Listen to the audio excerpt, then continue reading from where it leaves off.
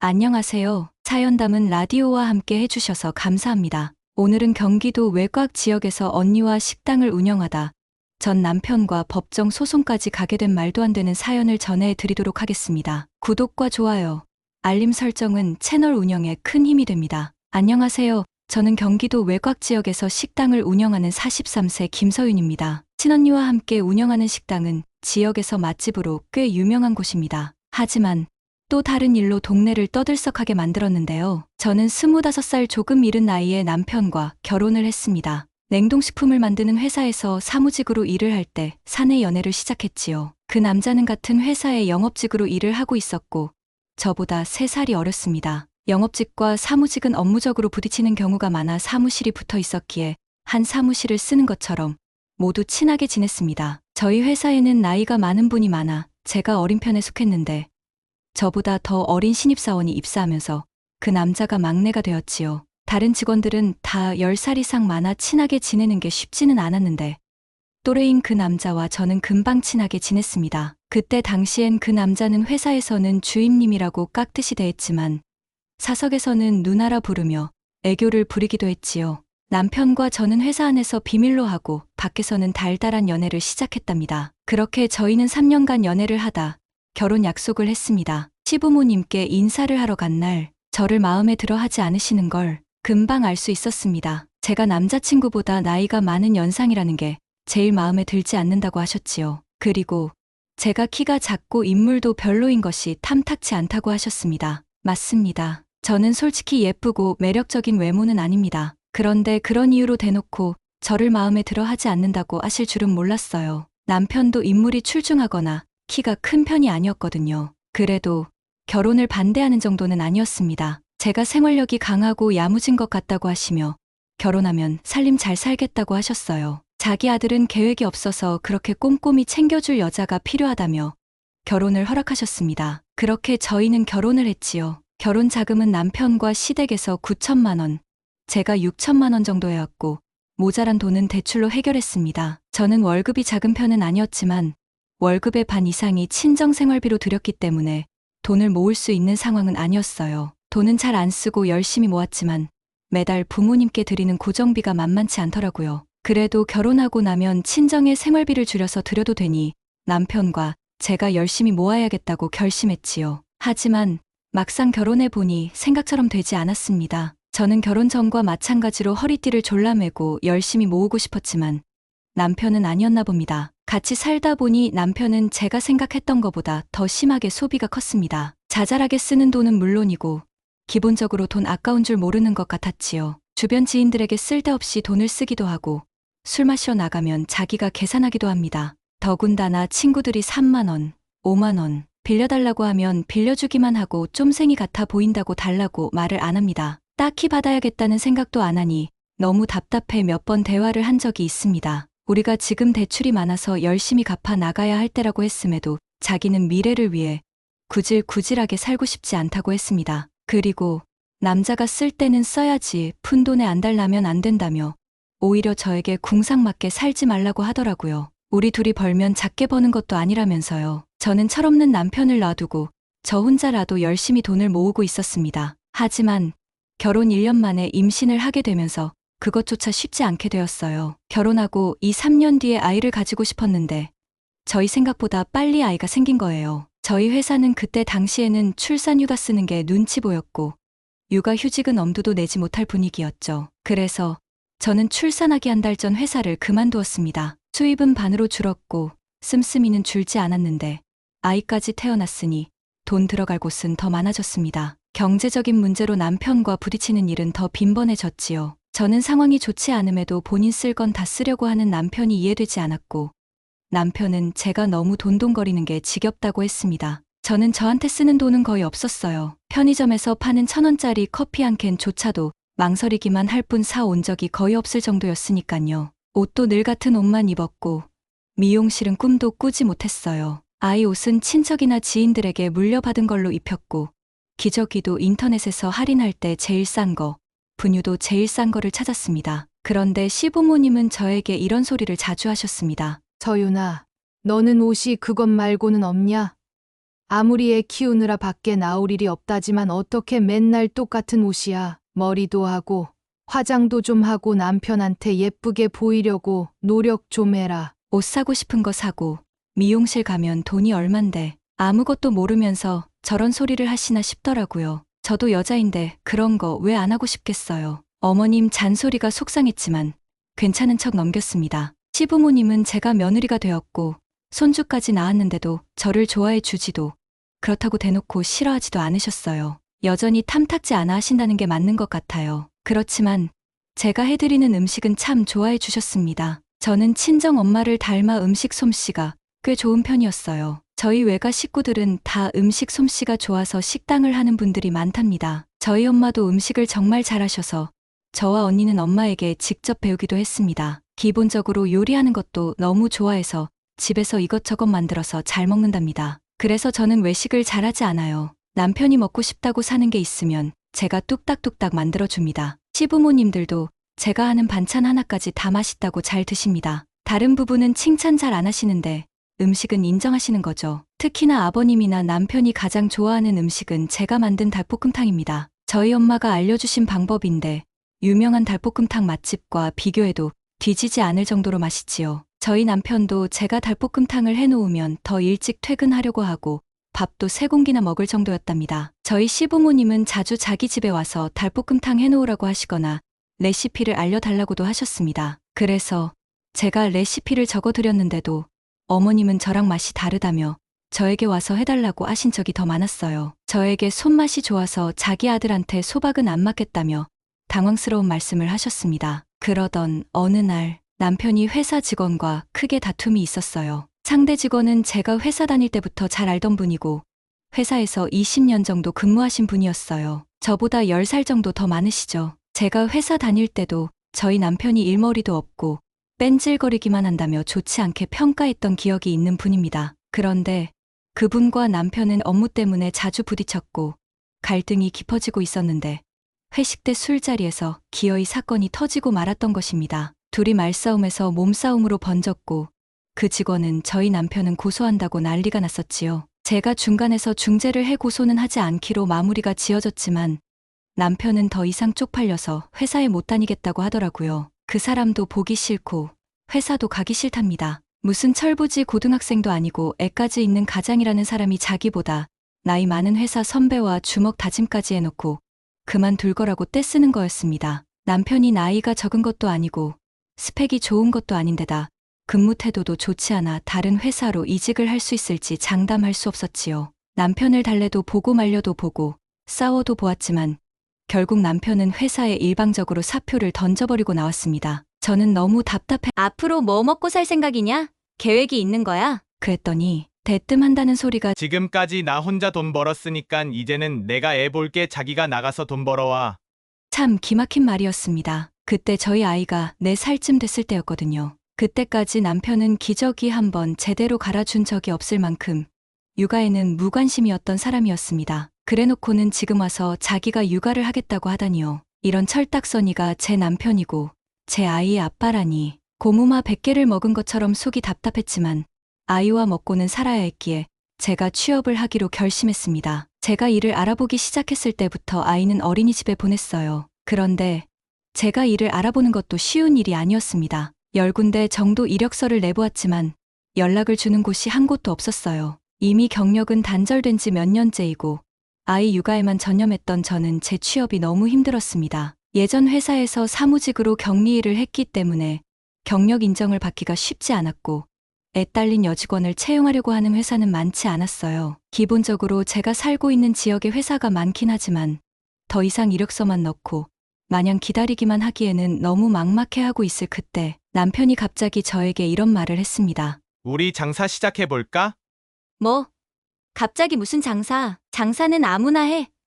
게다가 가게 차릴 자본금이 어디 있어? 아니, 솔직히 당신 닭볶음탕 진짜 맛있잖아.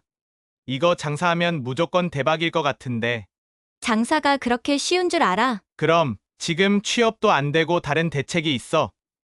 근데 당신 음식 솜씨는 끝내주잖아. 음식 장사하기엔 딱이지. 음식 잘하는 사람은 많아. 그 사람이 다 장사해. 장사라는 게 얼마나 힘든데. 운도 따라줘야 하고. 걱정할 필요가 없어. 당신 음식은 진짜 맛있다니깐. 우리가 별 다른 방법이 없잖아. 내가 엄마, 아빠한테 말해 볼 테니 기다려봐. 저는 처음에 남편이 그냥 지나가는 말인 줄 알았습니다. 그런데 남편은 진심이었어요. 게다가 시부모님께 말씀드렸더니 시부모님도 괜찮은 생각이라고 하셨대요. 가족들 중 장사를 해본 경험이 아무도 없었기에 저는 좀 불안한 선택이 아닐까 했는데요. 시부모님은 서윤아, 장사 잘 될 것 같은데 자본금은 우리가 마련해 줄 테니 한번 해봐라. 고 하셨습니다. 그런 후 시부모님이 사시는 아파트 담보로 대출까지 해주셨어요. 제 입장에서는 장사가 잘 된다는 보장도 없는데 이렇게 대출까지 해서 무리하게 시작하는 게 맞는 건가 부담스러웠습니다. 하지만 그때 당시엔 남편과 제 상황에 다른 선택을 할 여유가 없었어요. 남편은 사직을 하고 저는 취업도 못하고 있으니 믿을 건 제 음식 솜씨 하나뿐이었으니 말이에요. 저희는 테이블 6개 정도 들어가는 규모의 가게를 계약하고 본격적인 장사를 시작했습니다. 대출을 받아가면서까지 시작한 일이라 잘하고 싶은 마음 굴뚝 같았지만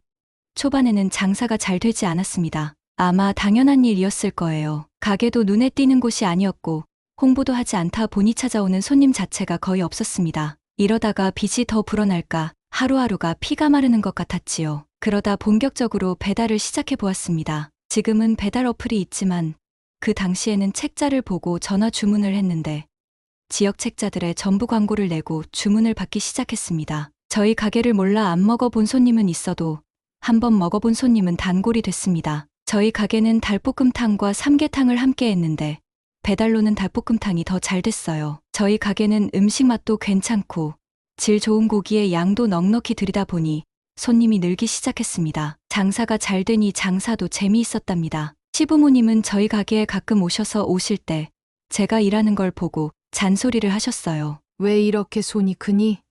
양 많이 주지 마라. 재료를 이렇게 비싼 걸 써서 남는 게 있냐? 하지만 저는 푸짐하게 주는 것도 경쟁력이 있다고 딱 잘라 말씀드렸습니다. 시부모님은 반찬이라도 적게 줘서 조금 더 아껴보라고 하셨지만 저는 아무리 배달 전문이라도 질 나쁜 재료를 쓰고 인심을 잃으면 손님이 떨어져 나가는 건 시간 문제이니 남는 게 좀 작아도 음식은 최고로 유지하는 게 맞다고 했지요. 그렇게 배달로 드시던 손님들이 직접 매장을 방문해 주시는 경우도 있었거든요. 서서히 입소문이 나기 시작해 배달 손님도 늘고 매장 손님도 늘었습니다. 그런데 문제는 매장 테이블이 6개밖에 되지 않아 돌아가는 손님이 많아지고 있다는 것입니다. 그래서 조금 대출을 더 받아 옆 건물에 조금 큰 매장으로 가게를 옮겼어요. 테이블 수도 2배 이상 많았고요. 물론 대출을 더 받은 것에 걱정이 있었지만 그 걱정이 사라질 만큼 장사는 더 잘 되었습니다. 매장 손님도 늘기 시작해 일손이 모자랄 때마다 시부모님이 오셔서 도와주시곤 하셨어요.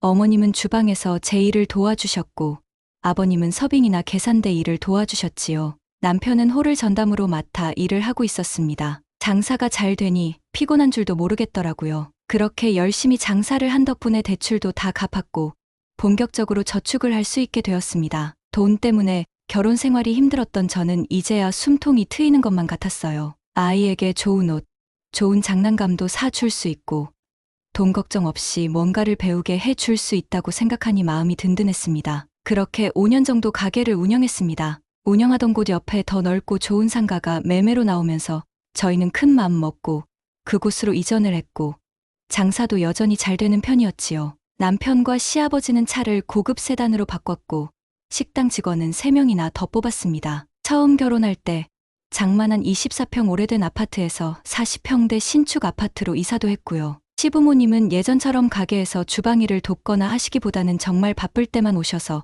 거들어 주시는 정도였지요. 남편도 홀서빙 직원이 2명이 있었기 때문에 굳이 가게에 오래 있지 않아 가게 일을 소홀히 하게 되었습니다. 취미로 시작한 골프가 너무 재미있다며 낮에 실내 골프 연습장을 가 있는 날도 많았어요. 남편과 시부모님 모두 가게에서 손을 떼버렸지만 저는 늘 가게를 지켰습니다. 매일매일 주방에서 바쁜 시간을 보냈지만 저는 그때마다 이제 더 할 게 없을 정도로 행복하다. 고 생각했습니다. 장사가 잘 되는 내 가게가 있었고 그 덕분에 가족이 여유 있게 지내고 있으니 된 거죠. 그런데 저와 달리 남편과 시부모님에게 저는 가족이 아닌 그냥 돈 벌어오는 일꾼이었을 뿐이었나 봐요. 그 사람들이 대놓고 저를 무시하고 뒤통수를 치고 있더라고요. 홀 직원 한 명이 그만두게 되어 새로운 직원이 구하고 있을 때였습니다. 솔직히 남편이 일을 하면 홀 직원이 2명이나 필요 없었는데 남편은 가끔 와서 계산 정도만 하니 홀서빙이 필요했던 거였어요. 제가 구인 광고를 내겠다고 하니 남편이 자기가 아는 사람이 알바 구한다며 데려오겠다고 하더라고요. 그래서 누군데?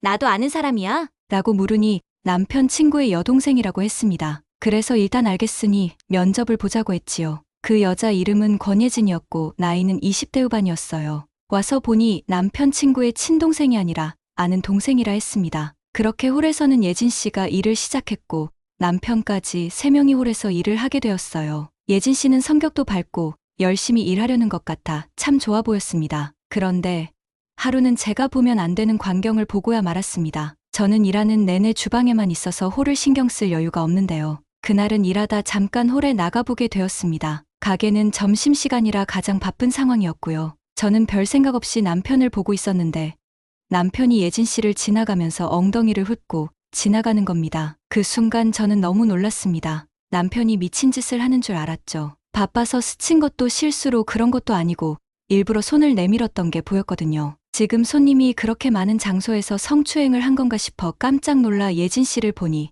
그게 아니었습니다. 예진 씨도 남편을 쳐다보며 장난스러운 표정으로 웃었고 남편은 윙크하며 웃고 있었어요. 그 시간으로 치면 34초 정도의 짧은 시간이었지만 직접 눈으로 본 제 입장에서는 슬로우 모션처럼 정확히 다 보였습니다. 내가 잘못 본 건가? 두 사람 뭐지? 머리가 혼란스러워졌습니다. 손님들은 계속 몰려들고 있으니 일단은 주방으로 다시 들어가긴 했지만 일하는 내내 기분이 멍했어요. 설마 내가 모르는 사이에 두 사람 뭔가 있었을까요? 너무 심란하기도 하고 한편으로는 너무 순식간이라 내가 잘못 봤나 하는 생각이 들기도 했습니다. 그날 오후 남편은 골프 모임이 있다고 일찍 퇴근했어요. 그리고 저는 예진 씨와 홀 직원 1명, 주방 주임님을 집에 데려다 주었습니다. 늦게 일을 마치는 날은 제가 태워주기도 했거든요. 운전을 하는 중에도 머릿속에는 남편과 예진 씨의 그 흉측한 장면이 잊혀지질 않았습니다. 그래서 마지막으로 내리는 홀 직원 집 앞에 도착해 물어보아야겠다고 생각했습니다.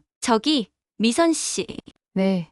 사장님. 갑자기 이런 거 물어봐서 미안한데요. 솔직히 대답해 줄 수 있어요? 네.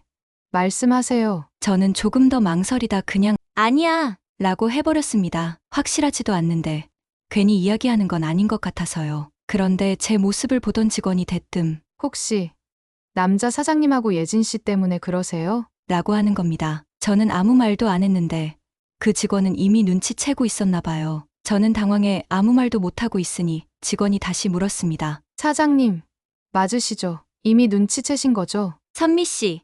그게 무슨 말이에요? 뭐 알고 있는 게 있어요? 사실 저도 사장님한테 말씀드려야 되나 말아야 되나 고민만 하고 있었어요. 남자 사장님하고 예진 씨 보통 사이는 아닌 것 같아요. 둘이 은근히 스킨십 하는 것도 자주 봤고 예진 씨가 실수인 척 했지만 남자 사장님한테 오빠라고 하는 것도 들었어요. 뭐? 스킨십 하는 걸 봤다고요. 게다가 오빠라고도 했고. 네. 솔직히 두 사람은 숨길 생각이 없는 것 같아 보였어요. 오히려 두 사람이랑 같이 있으면 제가 피하고 있어요. 저는 같은 홀에 있으니깐 자주 봐요. 사장님도 그거 보시고 저한테 물어보시려고 했던 거 아니에요? 저는 생각지도 못한 말에 심장이 터질 것 같이 뛰었습니다. 같이 일하는 직원은 예전에 눈치챌 정도로 가까웠다는데 저는 바보같이 하나도 몰랐네요. 남편의 내연녀를 직접 가게까지 취직시켜주고 대놓고 바람피라고 한 거나 마찬가지잖아요. 직원은 차에서 내리며 한마디 더 했습니다. 제가 남의 가정사에 이래라 저래라 할 건 아닌데요. 사장님 조심하셔야 될 것 같아요. 저는 직원에게 일단 알겠다고 하며 다시 그런 일이 보이면 바로 말해달라고 부탁했습니다. 그 직원도 알겠다고 했고요. 그날 직원을 보내고 집에 도착했지만 집 안으로 들어가기가 무서웠습니다. 가슴속에서는 정말 폭풍 같은 감정이 휘몰아쳤거든요. 다른 사람도 알 수 있을 정도로 남편과 예진 씨가 그렇고 그런 사이라니. 가게에 데려올 때부터 일부러 그랬다는 건데 나만 바보같이 모르고 있었어. 어떻게 이럴 수가 있지? 나를 얼마나 무시했으면 내연녀를 가게까지 데리고 올 생각을 할 수 있어.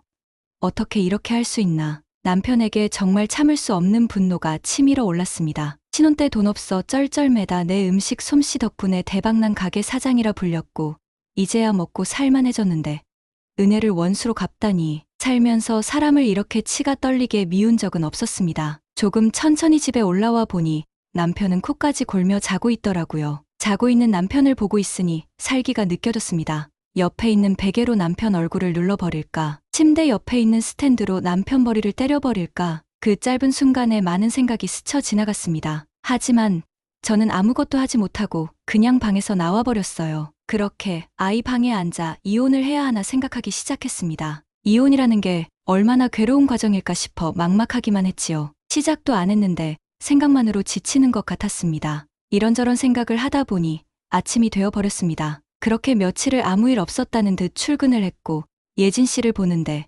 복잡한 감정은 해결되지 않았어요. 혹시 내가 오해하는 건 아닐까? 그때까지도 마음 한쪽에는 그런 생각을 하고 있었지요. 아마 남편과 이혼할 자신이 없었으니 오해라고 믿고 싶었던 것 같아요. 그런 생각을 하고 있는데 홀직원이 주방으로 들어와 저에게 소곤거리며 말했습니다. 사장님, 제가 아까 화장실 가는 길에 우연히 들었는데 남자 사장님과 예진 씨가 창고 앞에서 얘기 중이었어요. 그 말에 제 심장이 다시 세게 뛰기 시작했습니다. 어떤 얘기하는지도 들었어요? 남자 사장님이 오늘 예진 씨한테 저녁에 분위기 좋은 레스토랑에 가자고 했어요. 제가 똑똑히 들었어요. 그 말을 듣는데 속에서 불이 올라왔습니다. 제가 오해한 것도 아니고 그냥 대놓고 바람을 피우고 있는 게 맞았어요. 이것들이 진짜 미쳤구나. 싶었답니다. 그렇게 화가 끓어오르는 걸 참기 힘들어 한숨만 쉬고 있는데 브레이크 타임이 되니 남편 놈이 저한테 말하는 겁니다. 여보, 나 오늘 저녁에 골프 모임이 있어. 집에 빨리 못 들어가. 기다리지 말고 먼저 자. 그 말에 저는 눈이 돌아버렸습니다. 골프 모임. 어디 골프 모임? 그 클럽. 아니면 골프 연습장? 아니. 레슨하는 선생님 제자들 모임이야. 그래? 그럼 나도 같이 가자. 제가 눈을 크게 뜨고 덤빌듯이 같이 가자고 하니 남편도 당황하더라고요. 뭘 따라가? 내 골프 모임을 왜?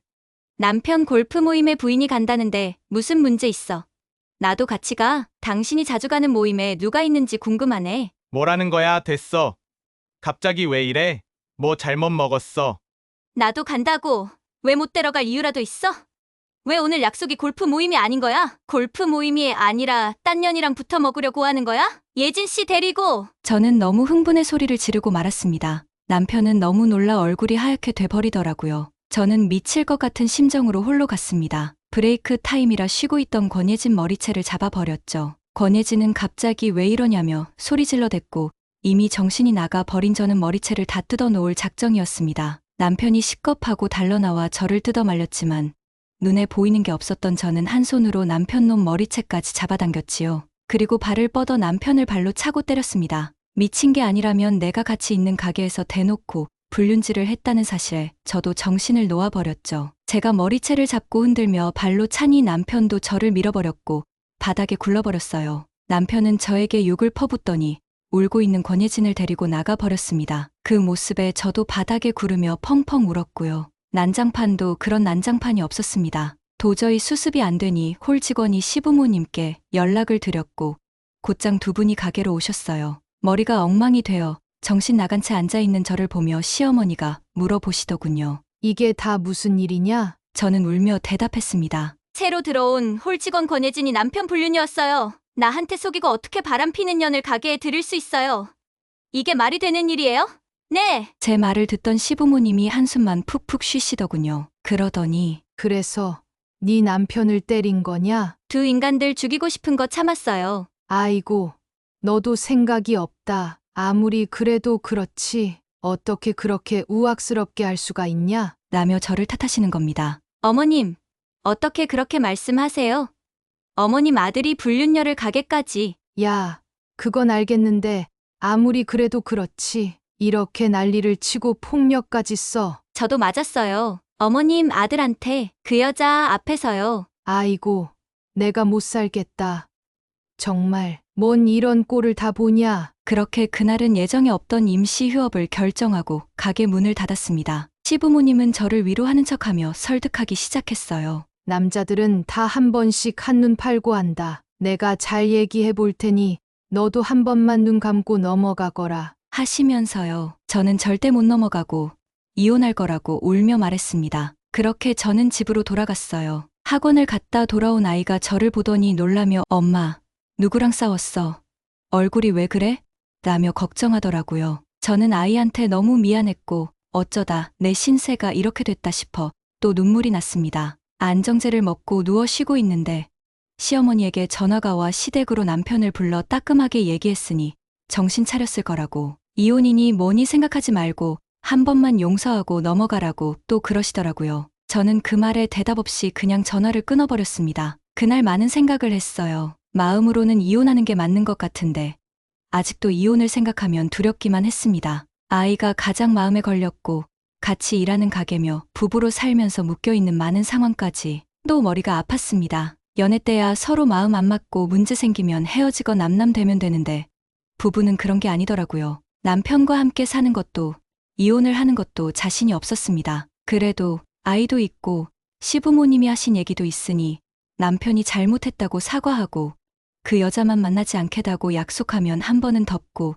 지나갈까 싶었어요. 남편에 대한 배신감은 컸지만 결혼 생활을 유지하고 싶은 마음이 더 컸나 봅니다. 시부모님이 남편을 혼냈다고 했으니 저는 남편이 저에게 잘못했다고 빌 줄 알았습니다. 하지만 제 예상과는 전혀 다르게 흘러갔습니다. 남편에게 사과를 시키겠다는 시부모님은 남편과 무슨 얘기를 한 건지 갑자기 저에게 이혼을 하자고 하더라고요. 시부모님 앞에서 남편이 이혼 서류를 내미는데 망치로 머리를 한 대 맞은 것처럼 충격이 들었습니다. 이게 뭐예요? 아버님, 어머님, 이혼 서류. 네가 네 남편하고 못 살겠다며. 지금 저한테 이혼하라고 하시는 거예요? 아무 말 하지 않고 고개만 숙이고 앉아있는 남편을 쳐다봤습니다. 여보, 지금 나한테 이혼해달라는 거야? 너는 그년이랑 살고 그년이 자식까지 버릴 만큼 그렇게 좋아? 그리고 어머님, 아버님, 아들이야. 지금 그 여자한테 미쳐 제 정신이 아니라고 해도 어머니, 아버님이 저한테 이러시면 안 되는 거잖아요. 어떻게 저한테 이혼을 요구할 수 있어요? 어머님 아들한테 정신 차리라고 그 불륜녀 잡아 족쳐도 될까 말까인데 저한테 이혼을 해달라고 할 수가 있냐고요? 아, 흥분하지 말고 너는 왜 이렇게 우악스럽게 구냐? 지금 제가 흥분 안 하게 생겼어요? 그리고 당신 나한테 이러면 안 되는 거지. 누구 때문에 먹고 살만해졌는지 몰라? 제 말에 남편은 비웃듯 저를 쳐다보더라고요. 그럼 다 너 때문이라는 거야? 당연한 거 아니야. 나 결혼해서 지금까지 잘 쉬지도 못하고 가게 운영했어. 애초에 내 레시피로 이만큼 잘 된 거기도 하고. 야, 너만 이랬어? 나도 하고 우리 부모님도 다 같이 했어. 그리고 너 잊어버렸냐? 우리 가게 기본적으로 우리 부모님 돈으로 차린 거야. 애초에 우리 엄마 아빠가 자본을 대줘서 할 수 있었던 거라고. 가게 명의도 내 걸로 돼 있잖아. 당신은 그냥 일개 주방 직원일 뿐이라고. 직원. 뭐라고?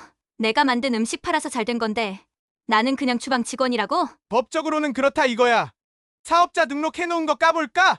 이렇게 말하는데 제 눈엔 남편이고 부모고 정말 다 악마 같았습니다. 바람 핀 건 남편인데 그 가족들이 하나가 되어 저를 몰아내려고 하는 것입니다. 지금 저와 이혼하고 가게도 뺏으려는 수작이죠. 애초에 자기 아들 것이니 당당한 것 같았습니다. 이 가게 음식은 제가 다 만들었고요. 제 레시피예요. 어쨌든 넌 그냥 직원이야. 몸만 나가면 된다. 저는 그날 사람이 이렇게 악할 수도 있구나 싶었어요. 돈 잘 번다고 좋아하고 돈 펑펑 써댈 때는 좋아하더니 상황이 달라지니 저를 쫓아내려는 거였어요. 이게 말이 되는 건가 싶더라고요. 저는 못 나가고 법대로 해보자고 나도 가만히 있지 않을 거라고 하고 나와버렸습니다. 제 등 뒤에서 그래, 우리도 다 준비할 테니 싸워보자.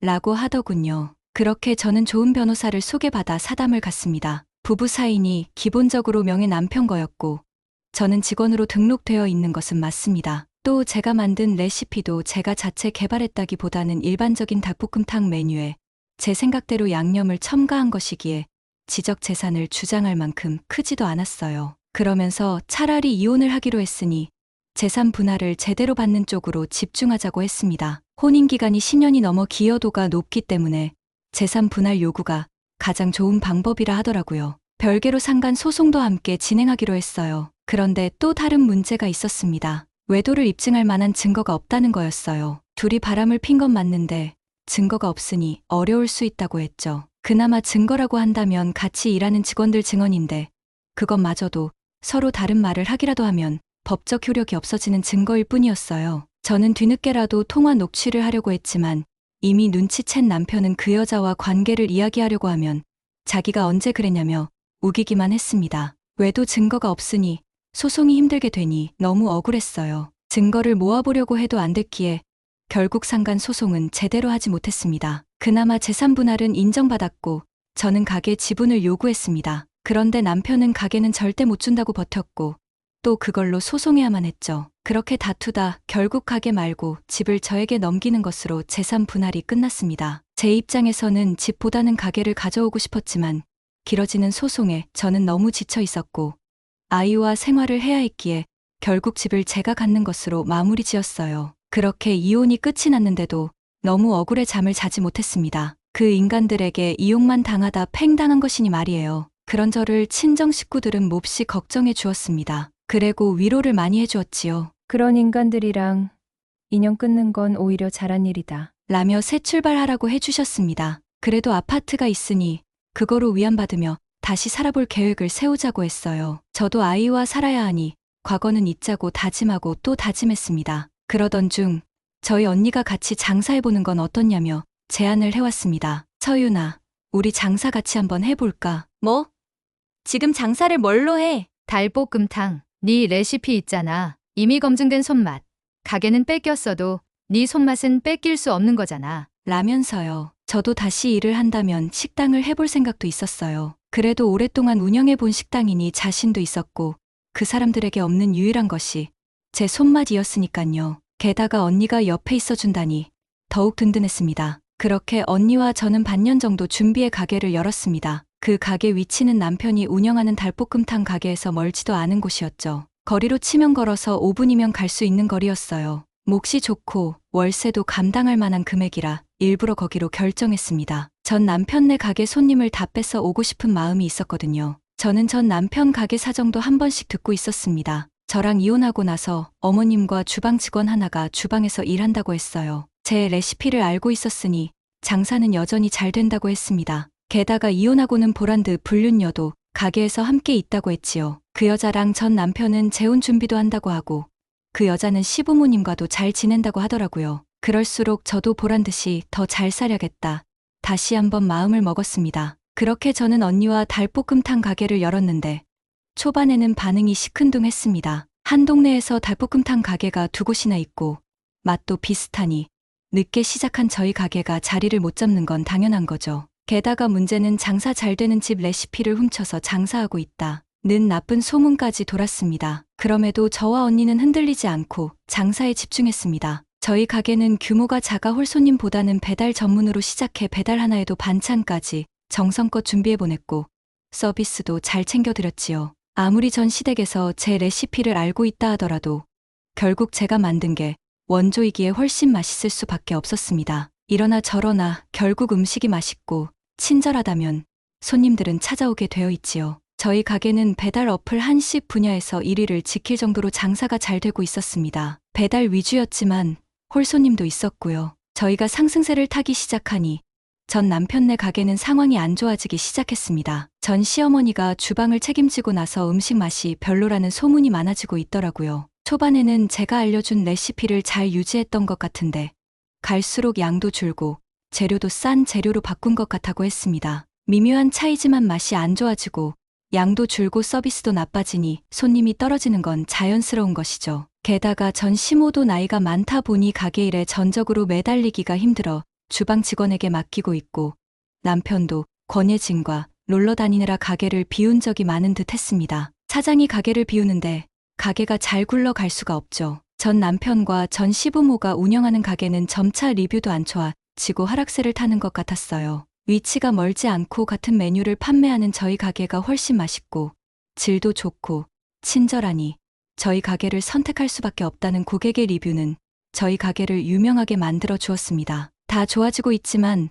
남의 가게 레시피를 도용했다는 치명적인 소문은 어떻게 해결할 수가 없었어요. 애초에 전 남편 가게 레시피도 내 건데 그런 소문이 억울하기도 했지만 제가 할 수 있는 방법은 없었습니다. 그런데 어떤 고마운 손님이 지역 맘카페에 글을 올리면서 조금씩 해결되기 시작했어요. 그분은 저희 가게 단골이신데 전 남편 가게에서부터 알고 지낸 손님이었죠. 사장님이 이쪽으로 옮기셔서 저도 여기로 와요. 근데 서비스도 더 좋아진 것 같아요. 길 건너집은 맛이 계속 변하더라고요. 라고 하시더라고요. 그 말에 저는 잠깐 망설이다 그 얘기를 했습니다. 그럴 수밖에 없을 거예요. 그 가게 오픈 때부터 제가 주방을 맡아 했거든요. 그렇구나. 사장님 요리에 반해서 제가 여기까지 온 거네요. 네. 제가 장사할 때 음식을 다 한 건데 이혼하면서 몸만 나오게 된 거예요. 뭐 아이와 먹고 살아야 하니 여기에 다시 가게를 연 것이고요. 저는 차분히 말을 했습니다. 그리고 사실 예전 가게의 레시피도 제가 다 한 건데 지금 제가 레시피 뺏어온 것처럼 소문이 나 있어서 너무 속상해요. 라고 말했더니 그건 아니죠. 진짜 억울하시겠어요. 이 이야기 지역 맘카페에 올려도 될까요? 물어보시길래 그러시라 했어요. 없는 얘기도 아니니 상관없었지요. 그리고 그 손님은 정말 글을 올려주셨는데 정확한 가게 이름은 밝히지 않으셨지만 대강 위치와 사정만 적어 올려주셨습니다. 우리 동네에 메뉴도 같고 음식 맛이 비슷한 가게가 있다. 뒤늦게 생긴 곳이 레시피 도용했다고 욕을 먹고 있는데 알고 보니 옛날 가게 사장님과 이혼하면서 가게에서 쫓겨난 거다. 새로 생긴 식당이 원조고 훨씬 맛있고 친절하니 여기만 가게 된다. 대박났으면 좋겠다. 이 정도만 올려주셨더라고요. 구체적인 메뉴나 가게 이름이 적혀 있지 않은데도 댓글에는 혹시 여기 아닌가요? 라고 하며 저희 가게와 전 남편 가게의 이름 초성만 공유해 명예훼손으로 고소될 위험도 없었습니다. 댓글은 주로 어쩐지 새로 생긴 닭볶음탕 가게가 맛있더라 라는 댓글부터 오래된 닭볶음탕 가게에 가면 어린 여자가 사모님처럼 고상하게 앉아 계산하고 있던데 그럼 그 여자는 누구? 라는 댓글에 그 여자가 내연녀라는 댓글도 달렸습니다. 제 생각보다 더 반응이 뜨거웠어요. 그 글을 단순한 카팩을 하나가 아니었습니다. 그 일로 전 남편 가게는 엄청난 타격을 받았거든요. 전 남편도 그 맘카페 글을 읽었고 저한테 고소할 거라고 난리를 쳤지요. 저는 코웃음을 쳤습니다. 제가 올린 글도 아니고 직접적인 가게 이름이 언급된 것도 아닌데 무슨 수로 고소를 하냐고 했지요. 그럼에도 전 남편은 작성자를 대상으로 기어코 고소를 진행했습니다. 아마 제가 누군가에게 대가를 지불하고 글을 올린 거라 생각했나 본데 고소를 하는 과정에서 그런 게 아니라는 걸 알았던 것 같아요. 그리고 그 고소건 때문에 전 남편은 회복할 수 없는 수렁에 빠져버리고 말았지요. 그 맘카페를 이용하는 사람들이 화가 난 거였죠. 바람 펴서 본처 쫓아내고 레시피까지 훔쳐간 인간이 손님이 인터넷에 올린 글 하나에 고소까지 했다는 소문이 퍼져버린 것입니다. 심지어 고소건은 특정도 제대로 되지 않는 상황이라 흐지부지 끝나버렸지요. 한마디로 전 남편은 그냥 찌그러져 있었어야 하는데 괜히 고소한다고 설쳐대는 바람에 동네 인심을 다 잃게 되었습니다. 전 남편 가게는 파리도 안 들어갈 정도로 텅텅 비어버렸고 망하기 일보 직전이라 하더라고요. 전 남편은 뒤늦게 홍보에 돈도 쓰고 할인 이벤트를 진행하며 가게를 살려보겠다고 발악하기 시작했습니다. 하지만 손님들은 절대 안 간다고 했지요. 한 번씩 전 남편 가게 앞을 지나가다 보면 손님은 아예 없고 직원도 없고 전 남편과 시부모만 지겹다는 듯 앉아 있었습니다. 심지어 그 내연녀는 어디 갔는지 보이지도 않고요. 전 남편 가게가 망해갈수록 저희 가게는 더욱 승승장구했습니다. 갈수록 손님이 많아져서 직원을 뽑아야 했고 가게도 더 넓은 곳을 이전해야만 했지요. 언니와 저는 신나게 일했습니다. 남편 가게는 2년을 버티다 결국 문을 닫았습니다. 장사도 안 되는데 홍보비만 엄청 쓰면서 버티다 결국 쫄딱 망한 거죠. 이혼하면서 아파트도 저한테 넘겼으니 이젠 아파트도 가게도 모두 날린 셈이네요. 그 내연녀는 언제 도망갔는지 아무도 모르게 가버렸고 전 남편은 후줄근한 모습으로 다닌다는 이야기도 들렸습니다. 한 번은 저희 가게에 전 남편이 온 적이 있었어요. 가게 안까지 들어온 건 아니고 길 건너에서 염탐을 하고 있더라고요. 저는 멀리서도 누군지 알 수 있었죠. 그리고 보란듯 웃으며 손님 맞이를 하고 장사했습니다. 전 남편은 한참을 그렇게 보다 가버렸지요. 가게 망하고 하는 일 없이 시부모님 댁에 얹혀 산다는 이야기까지 듣고 더 이상 들은 소식이 없었습니다. 다른 지역에 갔다는 말도 있긴 하던데 이젠 제 알바는 아니지요. 전 남편과 시부모는 참 어리석었습니다. 애초에 그 식당 자체가 제 손맛으로 시작한 식당이었는데 그걸 중요하게 생각 안 한 거죠. 돈 없어 빌빌거리다 제 손맛으로 성공할 수 있었는데 저에게 고마워하기는커녕 자기들이 잘나서 잘된 것으로 착각까지 한 걸 보면 웃음도 나오지 않습니다. 저를 쫓아내고 잘 먹고 잘 살 줄 알았겠죠. 하지만 결국 이렇게 개망신만 당하고 망해버렸으니 인과응보라 생각해야죠. 애초에 그것밖에 안 되는 인간들에게서 벗어난 것이 오히려 저에겐 행운이었다 생각됩니다. 저희 가게를 찾아주시는 손님 한 분 한 분께 너무 감사해 더 정성스럽게 더 푸짐하게 대접하고 있습니다. 제 사연을 들어주셔서 감사합니다.